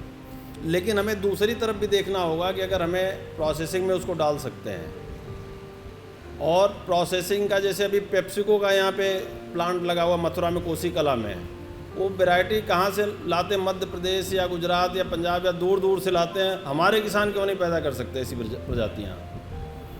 हमें फोकस करना होगा। अब स्टोरेज की बात मैं करना चाहूँगा। स्टोरेज की आप सौभाग्यशाली हैं कि जिस क्षेत्र में आप खेती कर रहे हैं वहाँ पे पर्याप्त संख्या में कोल्ड स्टोरेज अवेलेबल है। यहाँ तक कि बाहर के लोग भी आकर के यहाँ पे आलू स्टोर करते हैं, तो स्टोरेज की कोई प्रॉब्लम नहीं है। और आप की जो समस्याएं हैं उसके समाधान के लिए भी यहाँ पे एक जो कोल्ड स्टोरेज और किसानों के मध्य जो प्रॉब्लम्स आती हैं उसके लिए भी एक कमेटी हम लोगों ने गठित की है CDO साहब के माध्यम से, और हम लोग उसको वीकली रिव्यू करते हैं। तो मैंने देखा कि काफ़ी हद तक समस्याओं का समाधान भी होता है, रेगुलरली होता है, एक अच्छा मैकेनिज्म विकसित हुआ है। मार्केटिंग जब, जैसा मैंने कहा कि आप पैदा ज़्यादा करते हो तो फिर बाहर भेजोगे, चाहे दक्षिण भारत भेजना पड़े, चाहे सुदूर पूर्वोत्तर राज्यों में, उड़ीसा में कहीं। इसके लिए समय समय पे मंडी डिपार्टमेंट और हमारा department buyer seller meet organize करता है। इसमें मैं तमाम किसानों को देख रहा हूँ, सामने बैठे हैं ये लोग, उधर बैठे हैं मनोहर जी। तो आप लोग जाते हो समय समय पे बायर सेलर मीट के माध्यम से तय करते हो कि भाई हमारा ये आलू की क्वालिटी है, और वो अपनी डिमांड देते हैं, तो आपको ये भी फैसिलिटेट किया जाता है। आपको याद होगा गत वर्ष आलू ज़्यादा हो गया था, दक्षिण में रेट ज़्यादा था, यहाँ कम था, तो किसान रेल के माध्यम से आलू यहाँ से भिजवाया गया था। तो किसानों के हित के लिए जो भी प्रयास होता है सरकार के माध्यम से वो किया जा रहा है यहाँ पे। बाकी कोई सवाल होगा तो आप पूछ सकते हैं। बहुत बहुत धन्यवाद। अभी हम सवाल जवाब कर रहे हैं, लेकिन आप लोगों का जो भी सवाल डीडी सर से है वो आप पूछ लीजिए। इनको एक मीटिंग में जाना है। बिल्कुल करेंगे सर। सरसों का बताइए सर। सर देखिए सर, हम उसके लिए देखिए क्लस्टर FPO आप चला रहे हैं, आपके पास कुछ किसान होंगे सर, 100 200 300 जो भी होंगे सर, 356 किसान है सर। उसके अलावा 356 लोगों के जो संबंध होंगे आपस में भी होंगे। तो देखिए सबसे पहली चीज़ है, हम जो प्रोडक्शन कर रहे हैं अगर वो इकट्ठा होगा और क्वालिटी का होगा, फिर देखिए आपको खरीदार की समस्या नहीं आएगी। हमारे साथ समस्या क्या है कि हमारा कुछ किसान कर रहा है ये वैरायटी, दूसरा कर रहा है वो वैरायटी, और जब इकट्ठा होता है तो वो समझ में नहीं आता खरीदा कैसे जाए। तो पहले हमको ये देखना पड़ेगा। जैसे एक दो किसान, बहुत सरसों पे आ रहा हूँ मैं, जैसे हमारी एक समस्या थी कि जैविक खेती हमारे बहुत किसान कर रहे हैं, बिक्री की व्यवस्था नहीं है ना सर। जैविक खेती हमारे किसान बहुत कर रहे हैं, समस्या है कि बिक्री नहीं हो रही है। कारण क्या है कि टेस्टिंग नहीं हो पा रही है, सर्टिफिकेट उनके पास है नहीं, सामने खरीदने वाला था विश्वास नहीं करता आप पर कि हाँ आपका जैविक है कि नहीं, वो कैसे मानेगा। तो जब मैंने उसके लिए कंपनियों से बात करी कि भाई टेस्टिंग की व्यवस्था करी जाए, तो कह रहे हैं सर अभी इतने कम लोग कर रहे हैं जैविक खेती कि हमारे टेस्टिंग लैब का खर्चा नहीं निकलेगा उनका टेस्टिंग रिपोर्ट दे करके। एक किसान आएगा, एक बार टेस्टिंग करा के चला जाएगा, फिर हम उसको दूसरा किसान आएगा, हमारा खर्चा जब तक वो संख्या नहीं बढ़ेगी, हमारा मार्केट बड़ा नहीं होगा, तब तक लोग नहीं आएंगे। तो उसके लिए सर ये दोनों तरफ से समस्या, तब तक आपको समस्या रहेगी। फिलहाल के लिए मैंने टेस्टिंग रिपोर्ट कुछ जगहों से करा के किसानों को दे रहे हैं हम। और सरसों की जहाँ तक बात है, सरसों के रेट फिलहाल तो बहुत अच्छे मिल रहे हैं फिलहाल 2 साल से। क्लस्टर के लिए आप जैसे एफपीओ हमारी हम व्यवस्था कराते हैं कि एफपीओ और कंपनियों का इंटरेक्शन होगा, और उस जब तक हमारी कुछ कंपनी नेस्ले है, आईटीसी है, ये खरीदना चाह रही हैं। हमारे आगरा में एक एफपीओ का आईटीसी कंपनी से गेहूं खरीद के लिए कॉन्ट्रैक्ट हो रहा है। तो उसी तरह के हम प्रयास करेंगे। सरसों की कंपनी हम कोई जो तेल बनाती है, कुछ बनाती है, उनसे हम आपका इंटरेक्शन कराएं, उनकी क्या ज़रूरतें हैं, आपकी क्या ज़रूरतें हैं, दोनों को साथ में बैठा के हम बात करें। और जब तक हम ये प्राइवेट, जब हमारा प्रयास ये भी है कि हम प्राइवेट और पब्लिक दोनों को साथ लाएँ। हमारा प्रयास भी सरसों का भी यही रहेगा कि कंपनी और किसान साथ में बैठ के बात करें सर। तो आप लोगों से रिक्वेस्ट है कि आपका भी आलू खेती अक्टूबर में शुरू होगी, अभी सरसों वाले जो हैं, ठीक है। इसीलिए मैंने थोड़ा सा यार कपटी साहब से बोला भी था, जो अभी सरसों का जो फार्मर हमारे किसान भाई हैं, पहले हम उनको प्रायोरिटी पे दें। हाँ, डीएपी कोई कमी नहीं है, डीएपी साल इतनी आएगी आप लोग देखेंगे, डीएपी कोई कमी नहीं है। लेकिन अगर आज सरसों वाले के समय में आलू वाले लेने लगेंगे तो फिर सरसों वाले दिक्कत आ जाएगी। मैं सिर्फ इतना कह रहा हूँ, देखिए मैं आप लोगों ने आलू में क्या होता है, खेती कैसे होती है आपको पता है, बस मैं कुछ चीज़ें नहीं बताना चाहता हूँ, शायद कम लोग को पता होंगी। से आलू की खेती अगर आप कोई कभी करनाल हरियाणा जाइएगा, वहाँ एक पोटैटो सेंटर है, आगरा के किसान है, मैं कोशिश करूँगा पोटैटो सेंटर की मैं कुछ किसानों को विजिट कराऊँ। हमारी आत्मा योजना जो है उसमें मेरा पूरा प्रयास इस बार है कि मैं करनाल से बात कर, जो हमारे प्रदेश के बाहर का प्रशिक्षण होता है पोटैटो सेंटर हरियाणा करनाल में, आपको वहाँ पे एरोपोनिक्स पोटैटो फार्मिंग देखने को मिलेगी। एरोपोनिक्स के बारे में हिंदी बताऊँ तो हवा में आलू की खेती, जैसे आप सब्जियां करते हैं गांव में मचान लगा करके करते हैं आप, आलू की खेती होती है और वो लगभग 3 से 4 फीट जड़ उसकी बढ़ती हैं और 3 से 4 फीट में आलू नीचे तक लगते हैं। आगरा में मैंने नहीं देखा, कहीं भी नहीं मैंने अब तक, हालांकि मैंने 2 ही महीने, दिसंबर में मैंने ज्वाइन किया था तो आलू लगभग फरवरी तक ख़त्म हो गया था, होली तक। तो मैं चाहूँगा 1-2 किसान जिनके पास थोड़ी ज़्यादा ज़मीनें हैं वो उसको करें। मैं कोशिश करूंगा कि इस सीजन से पहले ही आप लोग को विजिट कराऊं। हमारी आत्मा की कोशिश यही है, हमारी आत्मा की कार्य योजना स्वीकृत हो गई थी, बजट हमारी बैठक भी हो गई आत्मा वाली, जो हमारे जिला जिसमें अनुमोदन लेते हैं वो भी हो गई है, और बजट भी शायद कुछ आना शुरू हो रहा है। अगर वो आ गया तो आपको मैं विजिट कराऊँगा। तो आलू की खेती में अब क्या हो गया कि हालाँकि प्रोडक्शन कोई समस्या ही नहीं है, लेकिन अगर आप उतना ही प्रोडक्शन थोड़ा कम एरिया में ले पाएंगे तो बाकी चीज़ें भी आप कर पाएंगे। तो खेती कैसे होती है, क्या टेक्नोलॉजी, वो चीज़ें आप लोग बेहतर जानते हैं, मैं उस पर नहीं दूंगा, समय बहुत कम है, इसलिए मैं कुछ वो चीज़ें बताऊंगा जिस पे आप लोग जरूर ध्यान रखिए। और मैं भी सरकारी काम में थोड़ा बिजी रहता तो मुझे भी बीच में उंगली करते रहिए कि साहब आपने कहा था वहाँ जाना है, तो ज़्यादा अच्छा रहेगा। और एक तो वो ज़रूर सीख के आइए, पोटैटो की खेती मचान विधि से टाइप, जिसको आप लोग मचान बोलते हैं, उस विधि से होती है और वो बहुत अच्छी तकनीक है। आलू का उत्पादन जनरली जो दावा करते हैं वैज्ञानिक वो 10 गुने की कर रहे हैं, बट आप मान के चलिए 3 से 4 गुना उस एरिया में आलू प्रोडक्शन बढ़ेगा, क्योंकि तकनीक ही अलग है। गर्मी की जुताई जो आपकी होती है वो आपके आलू की पैदावार के, आलू के साइज़ के लिए बहुत जिम्मेदार होती है, हम लोग ध्यान नहीं देते हैं। आलू की खेती जो हमारी है उसमें जो आप गर्मी की जुताई करते हैं ना, आप लोग रोटावेटर के आगे नहीं बढ़ रहे हैं। एक गहरी जुताई गर्मी में खेत मांगता है, वो हर फसल के लिए अच्छा होता है और आलू के लिए बहुत ज़्यादा ज़रूरी, क्योंकि आलू ज़मीन के अंदर बढ़ता है और ज़मीन का हमारा जो स्वास्थ्य, उसका जो स्ट्रक्चर है वो बहुत इंपॉर्टेंट है आलू की बढ़वार के लिए। आलू का साइज़ जो है, मिट्टी आपकी इतनी कॉम्पैक्ट हो चुकी है ट्रैक्टर और भारी भारी यंत्र चला करके उस पर, कि आलू उसमें बढ़ने के लिए अपनी जगह नहीं पा रहा है। तीसरा, जैसे मुझे किसी ने पूछा कि ठाकुर भगवान जी हैं, खारे पानी की बात कर रहे हैं। सर देखिए, खारे पानी एक समस्या है, बहुत बड़ी समस्या है, इसीलिए जो ड्रिप और स्प्रिंकलर की बात हो रही है, एक खेत तालाब योजना भी सरकार की है। बरसात, देखिए आगरा में पानी है ही नहीं ना, खारा पानी तो सेकंड लेवल की बात है, पहले तो पानी नहीं आपके पास। तो खेत तालाब योजना जो, देखिए आपको खेत का छोटा सा हिस्सा देना पड़ेगा, बरसात के पानी को आपको बचाना पड़ेगा, दूसरा कोई विकल्प नहीं है। जब कोई बैराज बनेगा, नहर बनेगी, 10-15 साल आगे की बात है। बैराज शासन जाएगी, फाइल आएगी, कितने दिन में बनती, कितनी बार कोई सरकार बदलती, कैंसिल होता प्लान, क्या होता है, वो आपके हाथ में नहीं है, वो हमारे हाथ में भी नहीं है। हमारे हाथ में क्या है, एक तो बरसात के पानी को बचाइए। अगर आप थोड़ा भी एक तालाब होता है और उसके बाद आप ड्रिप और स्प्रिंकलर का यूज करते हैं तो आपके खारे पानी की समस्या, और जब से आपका बरसात का पानी का नीचे जाएगा तो आपकी ज़मीन के खारे पानी को भी कम करेगा, उस खारे पानी के असर को कम करेगा। और खारे पानी के छुटकारे के लिए दवा का प्रयोग मेरे ख्याल से ऐसा तो नहीं है कोई दवा, खारे पानी के असर से बचाने वाली कोई दवा मेरी जानकारी में तो नहीं है। देखिए खारे पानी का एक ही उपाय है कि आप बरसात के पानी को बचाइए। बहुत पानी बरसा इस बार तो आगरा में, प्रदेश में बहुत कम ज़िले हैं जो सूखे से प्रभावित नहीं हुए हैं। हालांकि आज अखबार में खबर आई कि पानी कम बरसा है, लेकिन ऐसा है नहीं आगरा। थोड़ा सा निकल लो, मेरे 2:30 बजे इसी 2:30 बज गए हैं। फिर कार्यक्रम को ख़त्म करते हैं और अभी कुछ सवाल आप लोगों से पूछे जाएंगे जो कि कंपनी वाले पूछेंगे, और जो भी सही जवाब देगा आपको हाथ खड़ा करना है, यहाँ के जवाब देना है और उनको हमारी तरफ से कुछ इनाम दिया जाएगा, ठीक है। तो सबसे पहले जो है वो मैं निवेदन करना चाहूँगी अपोलो टायर की तरफ से कि एक सवाल पूछा जाए। तो हमारा साल हमने ट्रैक्टर के बारे में, वारंटी के बारे में बताया था, तो हम अपोलो टायर में कौन सी वारंटी देते हैं ट्रैक्टर के टायरों पे? आपने अपने टायर की 7 साल की वारंटी दी, अगर उसके 7 साल के अंदर ही अंदर आपका अगर कोई जॉइंट या कोई अंदर से कोई खराबी या कोई आपके तार वगैरह वगैरह कोई फॉल्ट आता है तो आप उसकी रिपेयरिंग करने के लिए वो बात ढूंढते हैं। जी सुधीर जी के लिए तालियां। आलू में प्रति टन कितना फास्फोरस चाहिए?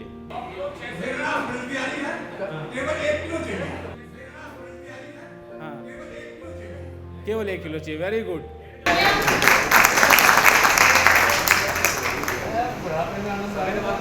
जो एक उत्पाद का नाम बताया गया था, जो हमारे ICL के फर्टिलाइजर्स जैसे आप खेत में डालेंगे तो उनको खींच के जड़ों को पहुंचाएगा, उसका नाम क्या है और उसका डोज क्या है? आप लोगों के सहयोग के बगैर ये कार्यक्रम संभव नहीं था। और साथ में मैं धन्यवाद करना चाहूँगी हमारे स्पॉन्सर्स का, अपोलो टायर्स का, ICL इंडिया का और धानु का एग्रीटेक लिमिटेड का। आप लोगों का बहुत बहुत धन्यवाद कि आप लोगों ने इस कार्यक्रम में भाग लिया। अगर आप कोई सवाल पूछना चाहते हैं या ग्रीन टीवी से जुड़ना चाहते हैं तो आप ग्रीन टीवी के व्हाट्सएप नंबर पर अपना सवाल हमें भेज सकते हैं। हमारा व्हाट्सएप नंबर है 9953218363 या फिर 9540300003। तो फिलहाल आज के लिए बस इतना ही। मुझे दीजिए इजाज़त। आप बने रहें हमारे साथ और देखते रहिए ग्रीन टीवी। नमस्ते।